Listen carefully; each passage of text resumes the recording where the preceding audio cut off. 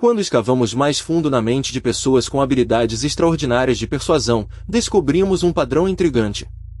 O que os documentos revelaram foi que cerca de 80% dos líderes de seitas e sectas famosas tinham uma formação em psicologia ou filosofia. Um exemplo notório é o de Charles Manson, líder da seita que chocou os Estados Unidos nos anos 60. Ele estudou psicologia na Universidade da Califórnia e desenvolveu habilidades de manipulação que resultaram em crimes hediondos. Mas o que torna essas pessoas tão eficazes em controlar as mentes alheias? A resposta pode estar na combinação de conhecimento teórico e habilidades práticas de observação.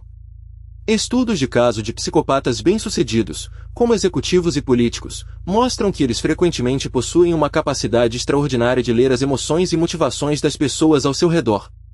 Quando analisamos mais de perto, percebemos que esses indivíduos não apenas compreendem a psicologia, mas também a aplicam de maneira estratégica, quase como um jogador de xadrez que antecipa as jogadas do adversário. Eles sabem exatamente quando e como aplicar pressão para obter o resultado desejado. Isso nos leva a uma pergunta ainda mais profunda: até que ponto podemos confiar em nossas próprias percepções e decisões quando estamos diante de alguém com essas habilidades? A verdade é que, muitas vezes, nem mesmo percebemos que estamos sendo influenciados, até que seja tarde demais.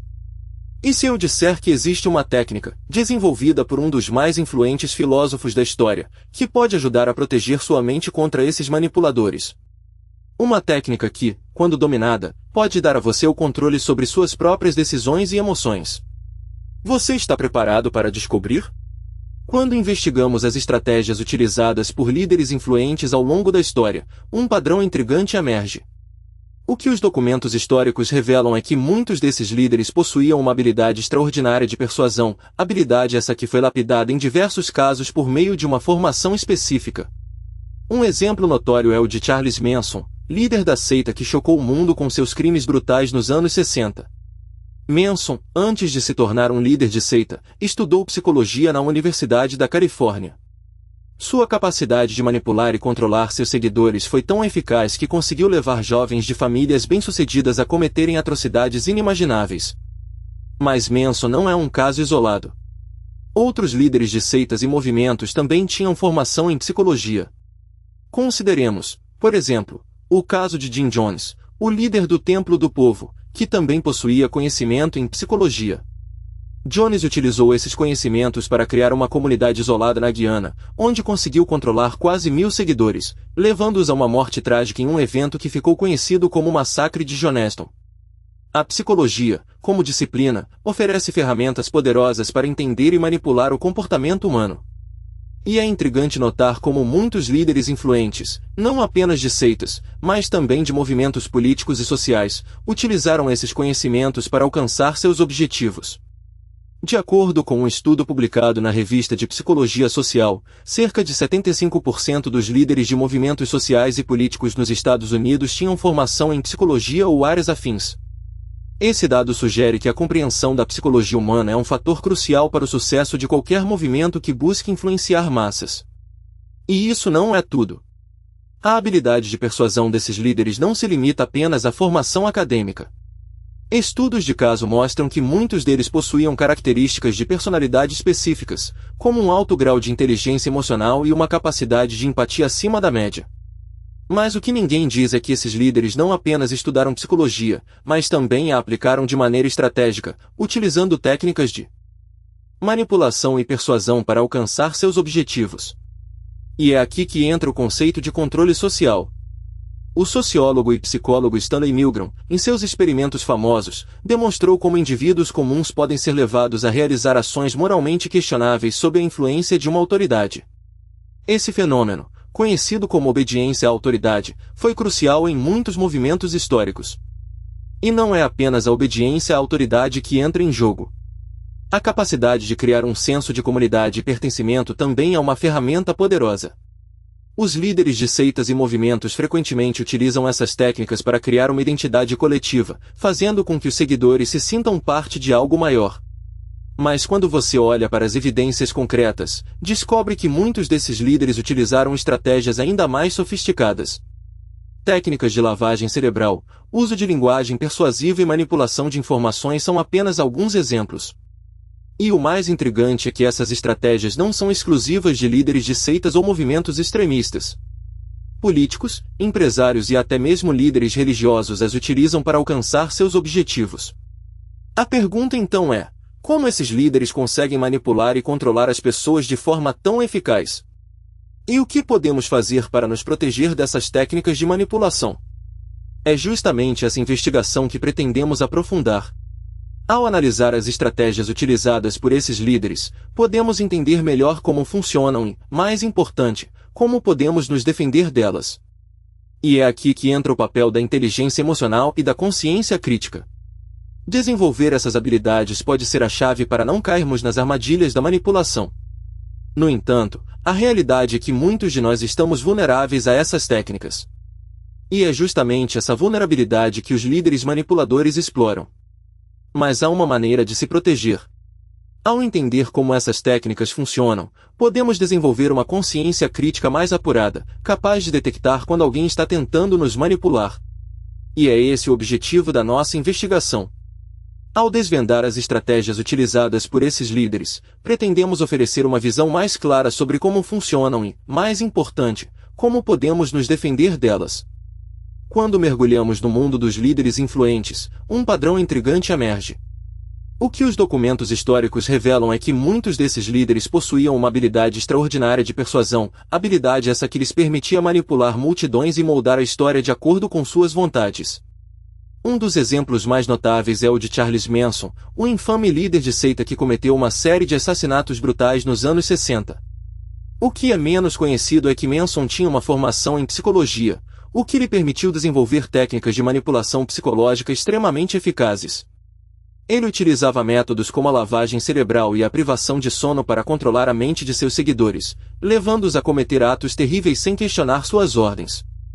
Mas o que é ainda mais perturbador é que Manson não foi um caso isolado.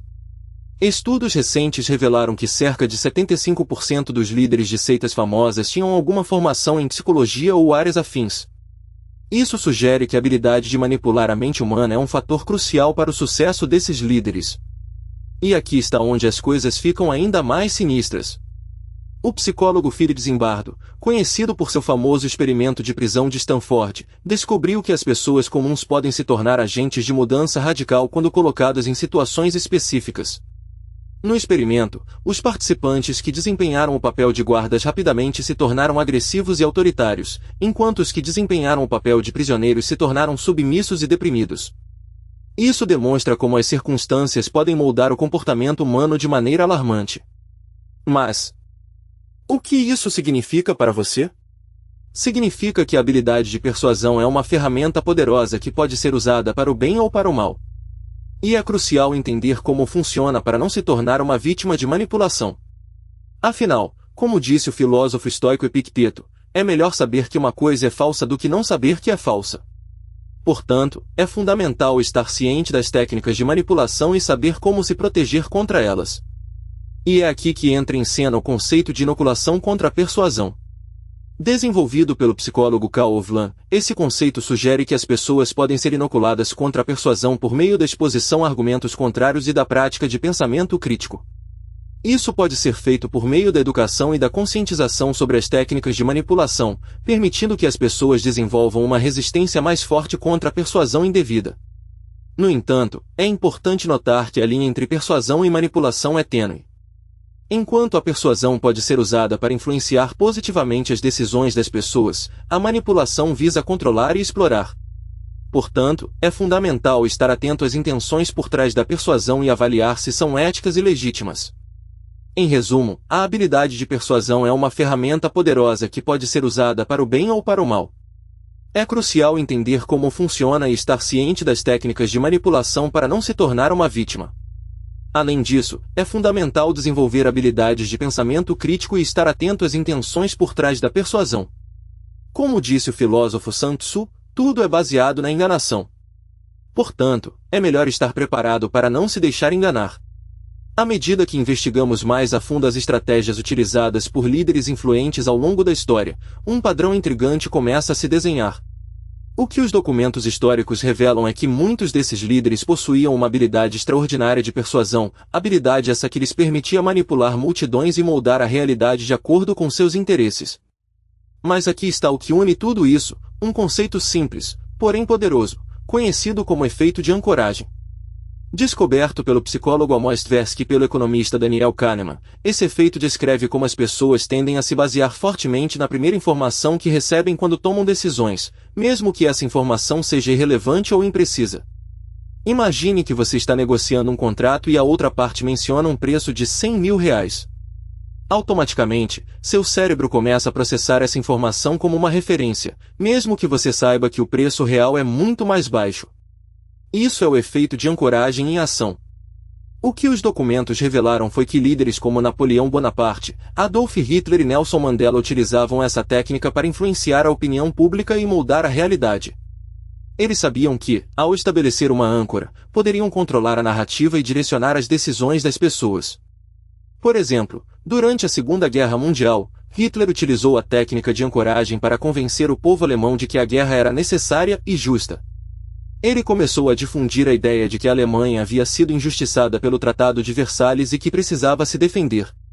Essa âncora foi suficiente para influenciar a opinião pública e justificar as ações do regime. Mas o efeito de ancoragem não é limitado a líderes políticos. Ele também é utilizado por publicitários, vendedores e até mesmo por pessoas comuns em suas interações diárias. É uma técnica poderosa que pode ser usada para influenciar decisões e moldar a realidade. A implicação disso é profunda. Se líderes influentes ao longo da história utilizaram essa técnica para manipular multidões, é provável que muitos de nós sejamos influenciados por âncora em algum momento de nossas vidas. A pergunta é: como podemos nos proteger desse efeito e tomar decisões mais informadas? A resposta está em estar ciente do efeito de ancoragem e buscar informações mais amplas e diversificadas antes de tomar decisões.